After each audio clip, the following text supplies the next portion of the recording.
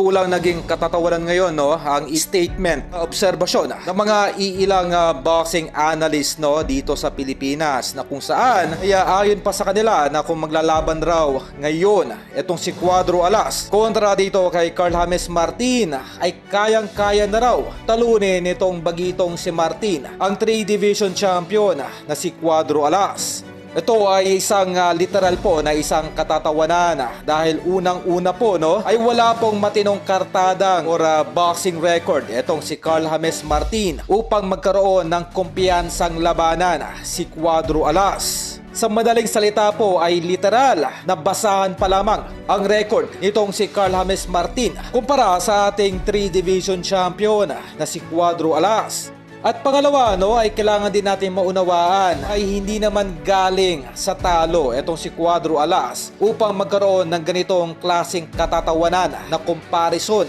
Sa madaling salita po, ito ay literal ay isang pangbabastos sa ating 3 division champion na ibangga. Hindi naman natatalo pa, no, pero pilit na ikinukumpara sa isang boxer na wala pang napapatunayan sa mundo ng boxing. Sa kaugnay pa rin na balita, no, ay kinakalampag na ng buong Japanese media itong kampo ni Yukinori Ogoni. Dahil mahigit 3 linggo na nga po ang nakakalipas ay hindi pa rin po nagpapakita ang nasabing hapon. At maging ang head coach nitong si Ogoni ay hindi na rin po mahagilap ng Japanese media. Tuluyan na nga pong bumigay sa kahiyan itong si Ogoni at tila naglaho na lamang ito na parang bula. Ito ay nagpapatunay lamang nagkaroon po ng isang malaking pandaraya o anomalya sa naging laban ni Cuadro Alas dito sa nasabing hapon. Kaya ganoon na lamang, no, ang pagtatago nitong si Ogoni upang makaiwas na ito ay makwestiyon at mabaliktad pa ang desisyon at maibigay ang panalo sa ating 3 division champion. Sa nasabing balita po, no, ay pinayuhan na ng manager ni Cuadro Alas na si Jose De La Cruz. Huwag na muna ito